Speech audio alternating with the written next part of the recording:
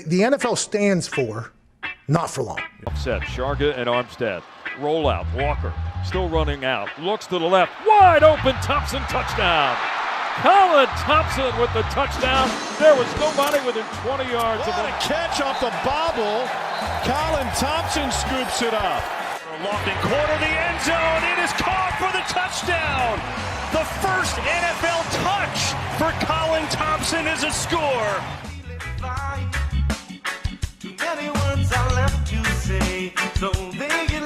What's going on, everybody? Welcome back to the Colin Thompson Show.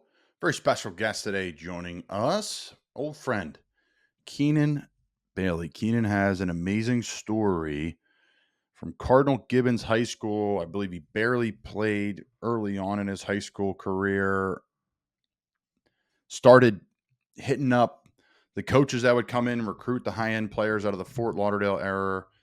And really just a great guy, a grinder who did it in an unusual way, which is awesome. I believe in this is how to do it. Everyone wants these degrees and this thing and that thing's going to get me here. But really, it's just like put your head down, figure it out, go do it, go with your gut, grind it out, outwork people. And that's Keenan Bailey. He's now the tight end coach at Ohio State. He started at Mizzou in equipment, I believe. So folding towels, handing out gloves for games, like the grind. Doing wash late night. I think he got into coaching there a little bit, and then the coach left to Notre Dame. Then the coach went to Ohio State, brought him with him to both places.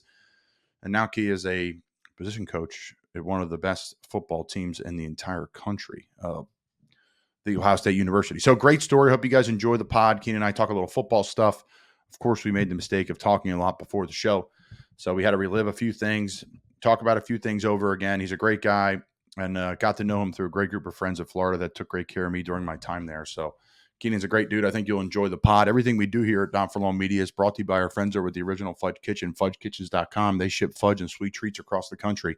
Bring everyone a taste of the Jersey Shore, fudgekitchens.com, right to your door. Saltwater taffy, that hand-crafted, creamy fudge that the guys are spinning in the window. If you haven't been, I mean, these guys have been doing it for years. These are full-time employees, fudge makers that do it right, first-class individuals that use clean ingredients, fresh. I mean, they ship so much, guys, that the USPS truck comes to them. They don't go and ship it from USPS, right? So check them out, fudgekitchens.com. I'm a huge fan of the chocolate-covered pretzels and Labor Day weekend here, which is coming quick. We're already mid-August, Wednesday, August 14th, recording this. I'm going to the Jersey Shore, and I'm going to get myself some fudge. My go-to is like one piece of fudge, maybe two. So let's just say half pound. And then I get the chocolate-covered pretzels that are just on another planet. The salt in there, just a little bit, gets the job done with the chocolate and the pretzel. It's killer. So check them out, fudgekitchens.com. They'll ship it across the country to you. And then our friends at Boiron Arnicare, BoironUSA.com, natural homeopathic health, period. We all take stuff that you feel you can't sleep at night and you can take it the next morning, like some sort of cold remedy, right? You take it at night and you get up the next morning, you feel groggy, you feel like crap. Not with Boiron. They have stuff to help you with stress. They have stuff to help you with sleep. They have stuff to help you with muscle aches and aches. I put the cream on my hands every night before bed to help me kind of wind down from all the contact my hands have gotten over the years from playing and lifting and picking stuff up and all the different things I got going on in my life that I use my hands for. So BoironUSA.com. Arnica, made with a natural Arnica plant flower. Really cool stuff. It's centuries old company that's been doing it for a long time. BoironUSA.com. All right, guys, lots to talk about on the show today. I'll be brief, though. Just a couple little topics. I shouldn't say a lot to talk about, but a couple things. First and foremost, I made it pretty clear in the past that I am for the Guardian Caps. I didn't have them until I got in the NFL later in my NFL career, and I wish I had them my entire career from youth to higher levels. Personally, I think the most important impact is going to be on the youth programs now because you can play football at a younger age because it's another way to protect your head. Where, yes, we're trending towards flag football and all those healthy ways of tackling and all that. That is awesome. But now I think it's going to allow kids to play younger, which allows talent to grow and get better. I do believe you should play all sports, not just pick one. Not until your later years of high school, if that's applicable for you. But I love the Guardian Caps. You're seeing guys wear them in games now. That's fantastic. It is absolutely fantastic. It helps so much. And people are clapping back at me on Instagram like, you shouldn't play football if you don't want a headache and a concussion, bro. I get all that. But guess what? If it gives me a chance to come home and talk to my daughter 20 years from now and be able to articulate and feel normal and give me a better shot at that, yeah, I'm all about it. So I would be wearing them in games. I think it's sick that guys like Jonathan Taylor and some other bigger players, bigger stars, and guys that aren't stars are wearing them, because at the end of the day, you can play football at a high level still. It doesn't take away from the game. It just takes away from the shiny helmet and the quote unquote swagginess of how you look. So love Guardian cap, love what they're doing there. And now with the cap on top of the goofy looking cap they had before, it looks pretty normal, guys. Like, you wouldn't even notice if you're sitting in the stands watching the field. You'd have to see a zoomed in HD camera. So I'm for Guardian cap. It's going to help guys play longer, put more money in the pocket, and support their families. It's going to help guys with health issues currently and down the road. And at the end of the day, for the NFL, I think they should be mandated in practice for everybody, which I know they are. And in games, it should be optional, and it shouldn't be frowned upon. It should be supported. So love the Guardian caps. If you're a high school team, if you're a youth program not using them, go get them, because they're life-changing and they're absolutely massive, massive for players' health and safety. All right, I'll move to this.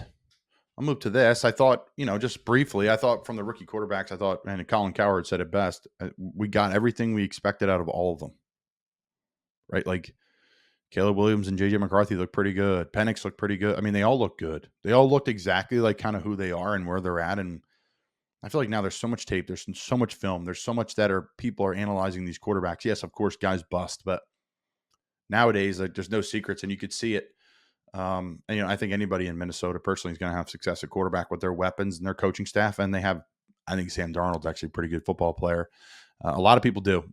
But they're just waiting for him to pop. And I think he will in Minnesota, especially with Kevin calling the plays there. I was in that offense last year, and I was really, really, really impressed by that. So that's my take on that. I thought the Olympics were awesome. I mean, if anything, what the Olympics did was get everyone excited about USA together. No drama, no right and left, no this or that, no conspiracy theories. Everyone was pulling for him. The feel-good stories in it were fantastic. What the basketball team, from the men and women's perspective, was awesome. I mean, they're so proud on both sides to be an American. The flags around their shoulders, the tears, the linking of the arms, standing on the podium, winning a gold medal, the pride in the coaches, right? Like, these guys aren't making any money doing this. But it's not about the money. It's about our country. It's about bringing home gold, right? I thought it was a really breath of fresh air for our country, especially what's going on now politically. So, I mean, I couldn't get enough of the Olympics. It was fantastic viewing, from gymnastics to basketball, right, to volleyball, to the track stuff, right, like everything, fencing. We're watching everything. So I thought it was a breath of fresh air. Absolutely loved it. And credit to NBC for all their coverage. They did a great job, bringing different personalities in and weaving different things in. So there was a lot of political stuff involved with things, but I refuse to let that bring me down and take away from my joy and my family's joy of watching the Olympics. I thought it was killer. And I thought it was just a proud day to be an American. Those athletes really worked their ass off, and to get into, their situation to win gold, silver, or bronze, or at least compete for the country, is pretty amazing stuff. I'll talk about the flag football team coming up here in the next Olympics out in LA. I mean, listen, we got to stop with the clickbait saying this player wants to be on the Olympic flag football team. Of course they do. Every player wants to win a gold medal. Every athlete does. Like, I don't care what anybody says. Like, that's up there with, winning a Super Bowl. Like, if you could play football, real football in the Olympics, which USA would win by 3,000 points against everybody. I mean, everybody wants a gold. So, personally, I think we should allow flag football to be for people that don't play in the NFL or the CFL or the UFL. I think there should be some sort of, like that 3-on-3 basketball, if you will. There should be some sort of parameter saying, let's let some other people play that are, playing in these leagues and growing up and playing professional, flag football now that their football career is over, right? I think that's awesome. Maybe some arena league players can play in it, but to me, it's like, let's have more people grow this game, right? There's plenty of guys in the NFL growing the game. There's plenty of guys in the UFL and CFL growing the game, college football growing the game. Like, let's let it grow in that world and give those people an opportunity to succeed. Of course, Patrick Mahomes and CJ Stroud and Joe Burrow and the list goes on, would be unbelievable, right? And Justin Jefferson and Jamar Chase. We get that, right? Kelsey and Kittle, and we of course we would blow everybody out.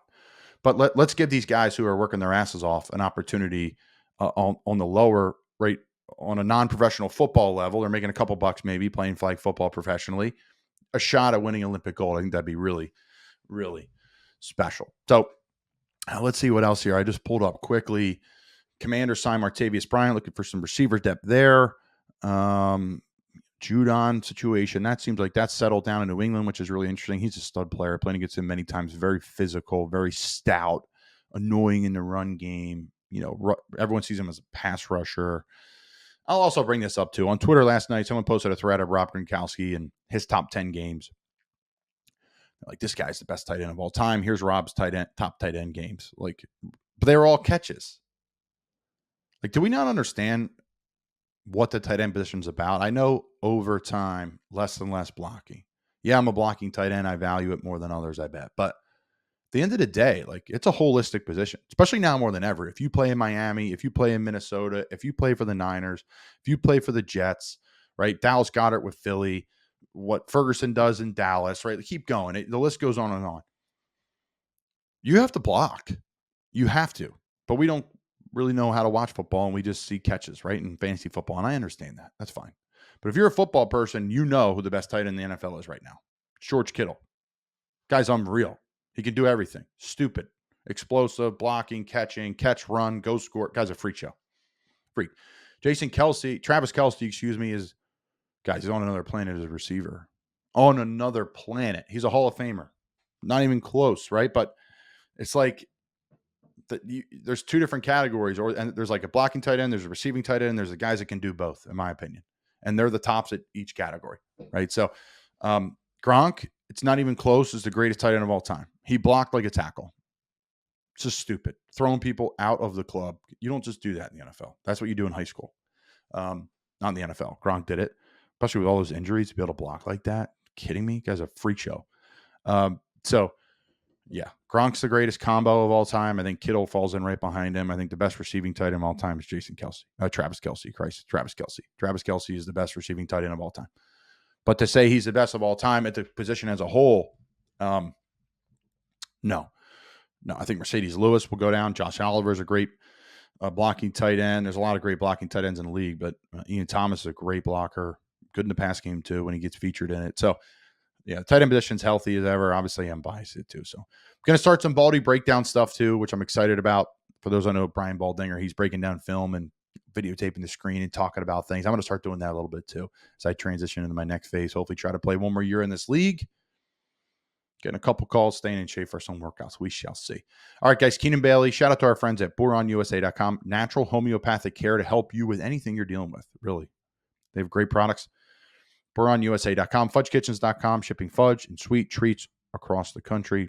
Buy some peanut butter fudge. That's my favorite. There's a maple walnut that's insane. Check them out. And then, guys, Keenan Bailey, a great story, a great friend, a grinder, and he's had a lot of success recruiting, and then his position group has been great. He had a player drafted this past year. Check him out. I'm excited to watch Ohio State football this year. Excited to watch the Big Ten. Unreal conference, and I think it's the closest conference to the NFL now more than ever. Holistically, SEC fans, I'm a huge SEC fan. I played in it. I'm a diehard. It's unbelievable. You do not watch college football until you went to an SEC game or a couple. The Big Ten, holistically, to talk about Coach Rule's comments saying that it's the closest thing to the Big Ten. Yeah, you're going to play in multiple climates, right? The SEC is in really one climate, right? The southeastern part of the country.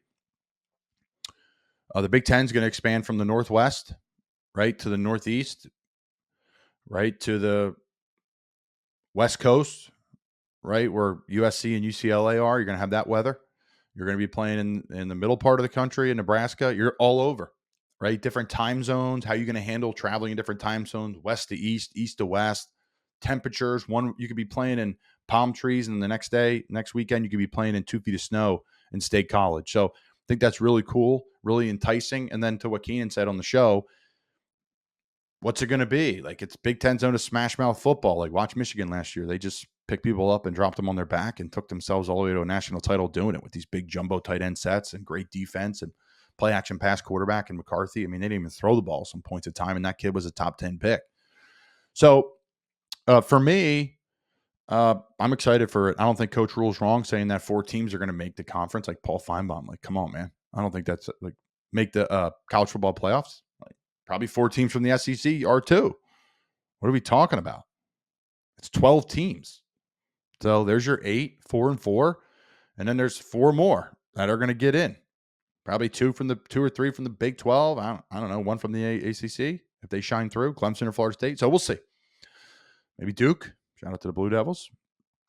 All right, lots there. Appreciate everybody tuning in. Let's send it over to Keenan Bailey. Hope everyone has a great rest of your week. All right, we got Ohio State tight end coach Keenan Bailey. CT. How you doing, brother? Phenomenal. Ready to get going. 5 days till practice. We're recording this. This will come out sometime in August.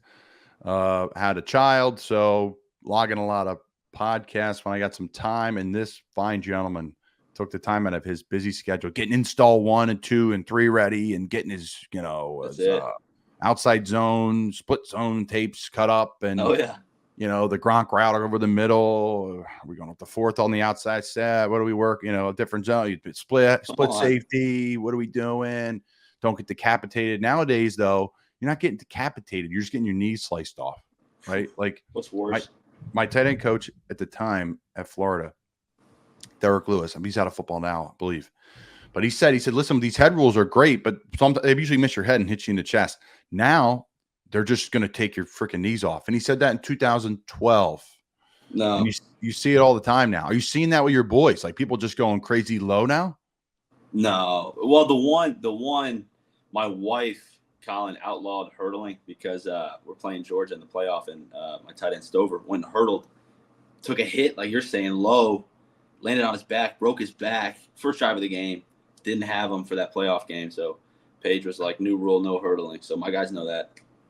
Yeah, that's a tough one. I hurdled Penn State. I jumped over some dude, which was a miracle. It's a miracle on ice. What's more of a miracle? Me jumping over a guy and us beating the Russians, but neither here nor there. I jumped over a dude, and Mike Hall, who was the Mike linebacker for Penn State at the time, absolutely lit my ass up on the way down. So defense. It was probably an awesome picture. You probably got it still hanging somewhere. Of course, it's sick. It's absolutely sick. But I'm not even jumping the guy. I'm doing a split in air, and it just so happened he missed me. Like I didn't clear him. I just did a split. Like my feet are over. Whatever. Neither here nor there. Keenan Bailey showing us today. Okay, briefly, how Keenan and I met.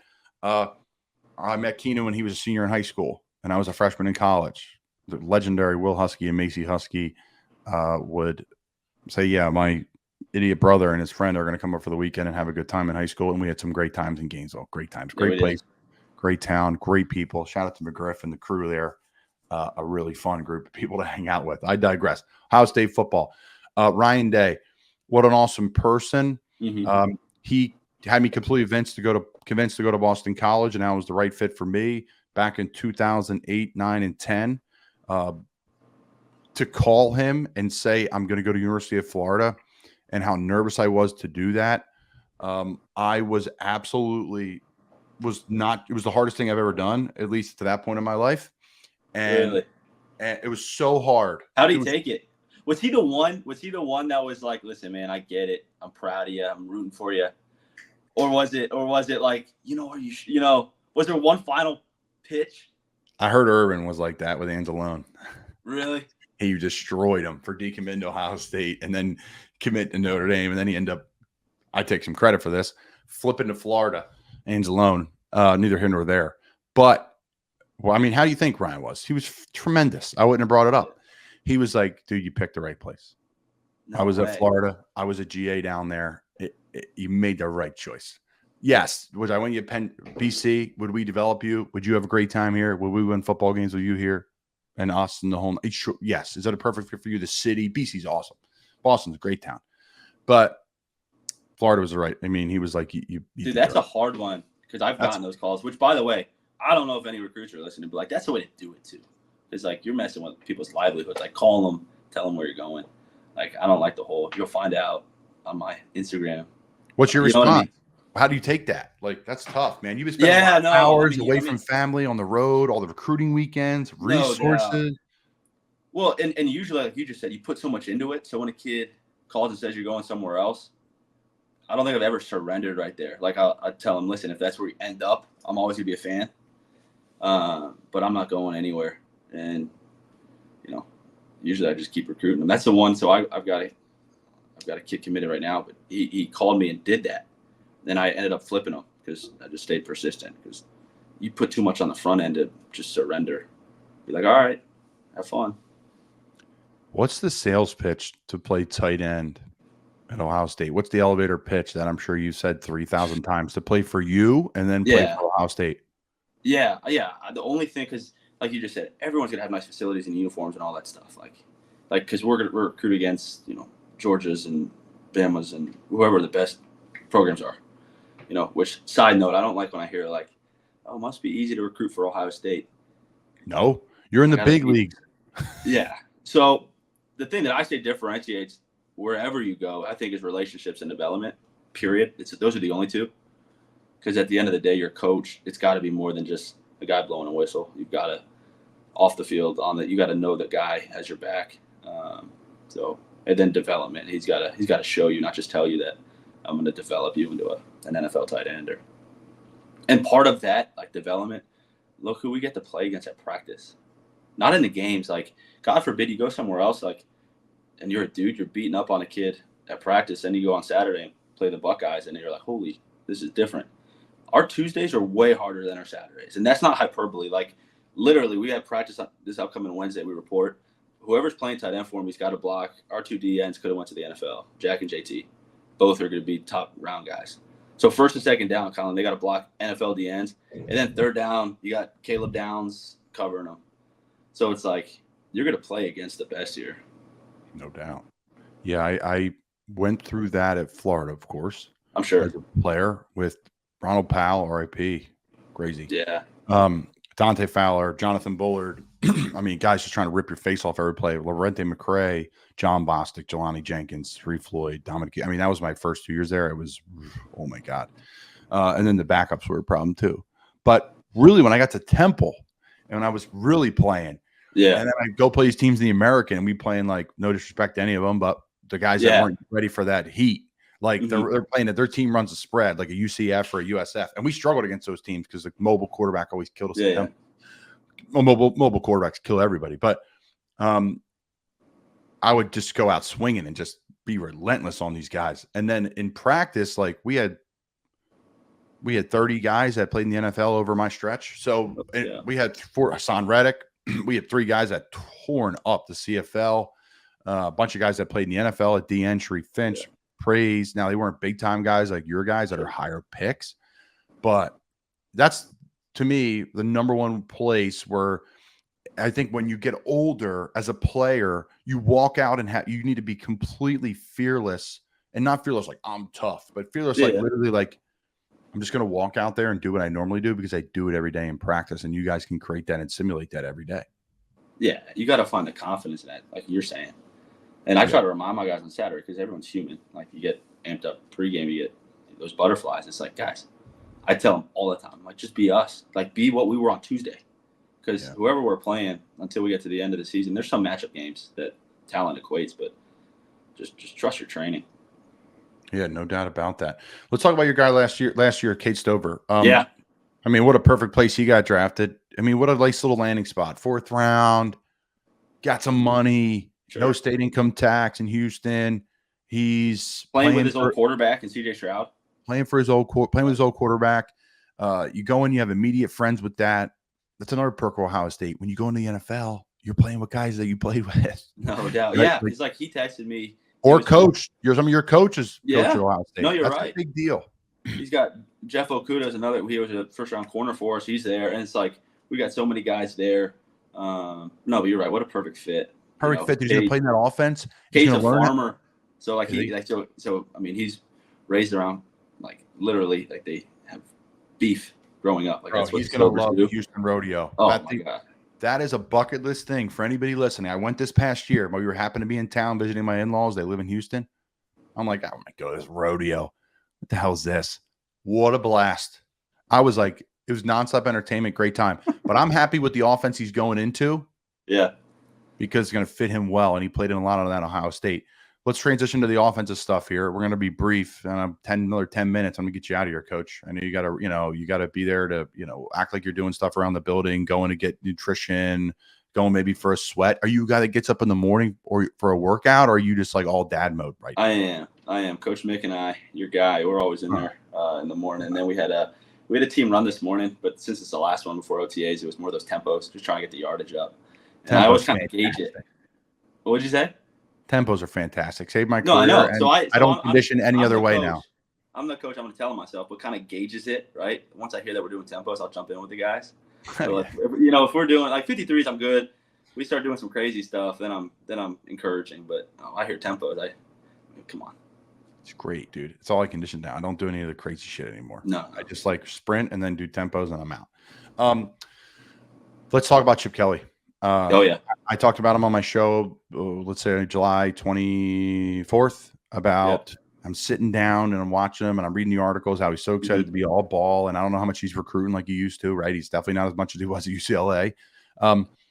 And he comes over, he's an offensive genius. Ryan Day and him go way back to their time together when Ryan was playing in college. What have you learned from him? And what is something who's just kind of been like, holy cow, because the guy's seen, more football than, it's phenomenal. It's unbelievable. Phenomenal. Colin, like you just said, what a wealth of knowledge. Yeah. I had a misconception, growing up watching those Oregon's teams that I thought it was like 5 wide, tempo, wide splits, he's one of the smartest run game guys. Like you look at his last couple of years, it was 13 personnel, 12 personnel running duo every which way. He's creative and all that, but he knows everything. I think that the biggest thing I've learned from him, I swear, has been teaching. He got up in front of the offense and installed day one install. How you do in spring, one voice, everyone speaking the same language, and he hit wide zone or something. And just the way he was communicating, it was not about X's and O's. He could have installed belly G or the T formation. The way he was communicating as a teacher was, he just has a presence about him. How, is he teaching you how to teach the kids, or is he just so articulate with how he knows what he's talking about? I think both. I think he simplifies things, right? And he teaches conceptually. We were having the conversation yesterday. How offensive coaches can get very wordy and doing all that, but he says, the more you do that, the more you pigeonhole guys. And he installed whatever play it is. And, guys, here's what I'm trying to get done on this play. This is a vertical hidden play. Just stop right there and let's just talk what that means. Hey, I just think when they know why the play caller is calling something, it enables you to do your job. Well, Chip Kelly just told me that on outside zone, whatever, we're trying to get outside till we can. Okay, let's play long and let's, you know what I mean? That you just kind of problem solve. These are the best athletes in the world. Don't make them think too much. Yeah, it's strong, right? And I think the older you get, the more confident you are in what you're doing as a teacher. You can keep it simple and less wordy. And then when you coach a higher level player, I think it allows you to have those relationships, right? Where you're not dealing with the BS. Are you guys dealing with BS at Ohio State? And this may be tough, right? Because you want to be respect, but are you dealing with guys missing class and is that still there? Or everyone's like, hey man, we just fall in line. I feel like the elite schools, you don't deal with it as much because you're getting a really high quality kid and player, right? The NFL, everyone's like, well, how are the guys? Everyone's elite, guys. They don't just, maybe one guy on 2 guys on a team's a shithead, but everyone else is an elite. No, I know what you're saying. Yeah. And I'm not saying dude, at Temple, close to the NFL, but at Temple, where you're 6 a.m. every day because somebody missed breakfast. You know what I'm saying? Yeah, we're not doing that as much. Now, again, we're not perfect. We just had an 8-week program and guys showed up late, got kicked out of the locker room. We still have that. These are 16, 17, 18, whatever year old kid. But dude, our guys right now, we have a veteran team. A lot of guys could have left. They came back, obviously, a dozen of them. These are dudes that could be in the NFL. We got such a veteran team that, the main thing is the main thing. I swear it is. There's not as much, like you said, BS of those outside distractions as you would think, guys missing class and all. We got some pros. No doubt, man. You go there to be a pro. You go because you are a pro. Yeah. Right? There's a certain decision that you're making between those big schools you mentioned earlier, Bama, whatever you named them, Oregon, whatever. Penn State, there are 3 years if I do my stuff right here and I develop, and I'm going to make mistakes along the way. I'm an 18, 19, 20-year-old kid. You and I made plenty of them, and we made some together. Together, a whole lot of them. A lot of them. No, but dude, like the thing is though, if you enter a room, I got 7 guys, and I got 6 bets, and let's say you're an incoming freshman, and you're supposed to show up on this time and with this, whatever it is, or even how you dress at practice, and you don't look like the rest of them, that's so freaking uncomfortable. Like you're forced to change like now. And if everyone else has a mindset, I'm going to go be an NFL guy, your habits change quick. You know? Yeah, and they think you know you're doing to get the NFL. You have no idea. For me, it was optics. Coach Rule's all about very optic coach. He wants to see you. He wants to feel you around the building. Mm-hmm. Right. So I was like, well, he keeps talking about these guys at practice. Like coach is always talking about the guys that did it well, the guys that didn't do it well. He talks about the guys in meetings that do it well. All the grades are up on the board, right? Oh, yeah. Like everything's up. So, and I was like, well, man, the guys that grade out well, like they are always around the building. So I got to find my way around the building. And I thought I knew what I was doing. I was a hardworking guy. I always stayed late, whatever. But then I'm like, well, I'm just going to follow this guy around. And I did that. And all of a sudden I look up and I'm like, grading out 100% on tests. I'm grading out great in games. And you're just like, wow, there's the process. I just did it. Let's talk about the Big Ten. It's not the Big Ten anymore. It's the Big 100. There's 100 teams in it.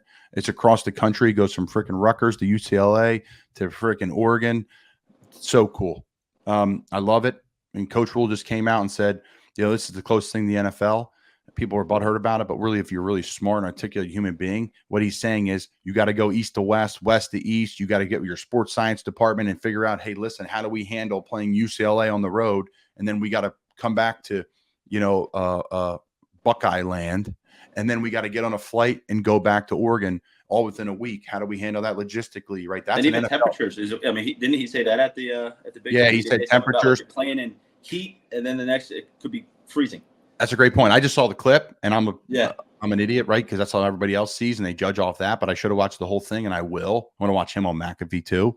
I try to watch anything him, Coach Day. All the Big Ten coaches are great. Sure. All the SC coach, everyone's great. It's always, you always take something from somebody. But neither here nor there. I thought he was really interesting. He said four teams could be in the college football playoff. People crushed him for that. I completely agree with that. You and I were sitting here before. 3 were in the top 12 last year, and Penn State was 13th. So it's possible. I'm rambling per usual. It's just great to catch up.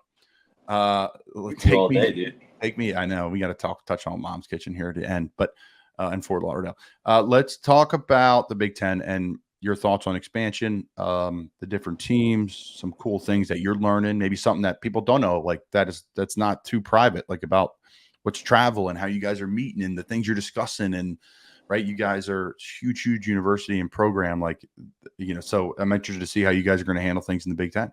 Yeah, no, I am too, and because you and I are both like football junkies. I think now all of a sudden, like you think Big Ten, you think, okay, this is power tough football, and now all of a sudden you start adding in these old Pac-12, 16, whatever teams, naive people say, okay, they're only athletic, they're not as tough as the Big Ten or something. I'm interested to see like this blend. Like this conference kind of has it all. Like you've got teams that are known for being the fast athletic ones, and what's that identity look like? It's just going to be so competitive. I can't wait. And the different environments. Like, hold on, we get to go play out in LA, and they're going to the Whiteout, and it's going to be awesome, man. I think. Yeah, it's huge, and it's huge for just. I don't think we truly know yet. No, I don't think we really know yet. There's going to be new time slots for games. But to Coach's point, it's not regional. Like some of these other conferences are, that pocket of the country. It's just a national conference. I haven't thought about it like that. Yeah, it's interesting. I think the Big 12 is interesting too. What they've done and the teams they brought in. I think they're not going away. Everyone's going to be Big 10 and SEC, and maybe it will be one day. But I think people are forgetting about the Big 12 and what they've done now. Oklahoma and and Texas leaving them hurts them. Sure. But I think there's some good brands in Texas there and playing money down there to make it work too. All right, briefly on money. I can't not talk NIL. I can't not talk, just the business of college football. I'm always interested in it. What's the future look like? If you have any inkling, things are changing. I'm hearing salary cap. I'm hearing all these different things. Rapidly. Because now, if you had to predict it, you're going to be wrong tomorrow. Just because I think just this week there's new numbers on scholarships and our walk-on's going to be around. I don't think anybody knows. So you got to do your best not to stay present. I know that sounds like coach speak, but you can make a whole plan. You and I are talking about planning. Make a whole plan about how you're going to, set your roster, and then next month the rule's going to come out, and so be it. The most flexible teams are going to win, and keep the main thing. if they get rid of walk-ons, that's a travesty. It's a travesty. You and I met at walk-ons houses, and Yeah, seriously, I mean, they get the greatest walk-on ever, Ryan McCraft. Shout out! I swear, my favorite players to coach, especially when you don't have a position. Like when I wasn't a tight end coach, and you're that QCGA, we adopted like those walkthrough. You get the walkthrough with these guys for the love of the game, and everyone is. But yeah, so I don't know. It'll be interesting to see. It would, in my opinion, crush my heart if they got rid of walk-ons. It would. I encourage a lot of kids that have really good grades and mom and dad can afford it, and you can get into one of these bigger schools, Penn State, Ohio State, and you're a good player. You're a D1 AA guy. You're a high-end D2 player, high-end D3 guy. Go walk onto the football team, because you know what? Maybe your senior year you get a scholarship. Maybe you run down on kickoff your senior year, whatever. But you instead of you get to playing games in D2, D3. I get all that. But man, your network changes immediately when you're a Buckeye or you're the access. You're right. The access to what you want to do in life, whether you're going to work in finance or you're going to coach. When Ohio State comes across that desk on a resume, and I played football there, it really carries some serious weight. No doubt. I totally agree. All right, buddy. What's next for you the rest of the day? Like you said, get the installs ready. I told all the guys to leave their binders. Got to stuff those, and we're not doing iPads at Ohio State. We have iPads. I'm more traditional in the sense that I like get your binder, go home with it. No, I'm gonna try to tidy up things, get ahead, and plan out the first 4 days, and then maybe go see my wife and son.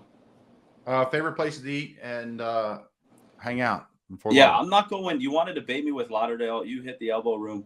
I should have worn my shirt. Gresso's. Hear me out. You're gonna write it down when you finally come to a game. Right? I've been here for 9 years. You haven't been to the shoe. Gresso's is a sports bar on the south side of town. Huh, all right, bar hear me of the out. So it's like a Pittsburgh Steeler bar in Columbus. Ugh. It's got I know, but hear me out. People are awesome. The vibe, you would love it. You got best pierogies in Ohio, and some cold beverages. So Gresso's is my recommendation. Okay, I'm in. Listen, I'm going to try to get to the Nebraska game. Who you cheering for? Me? Who are you cheering for? I'm cheering for nobody. I'll be wearing black. What tickets are you using? I'll pay for my own.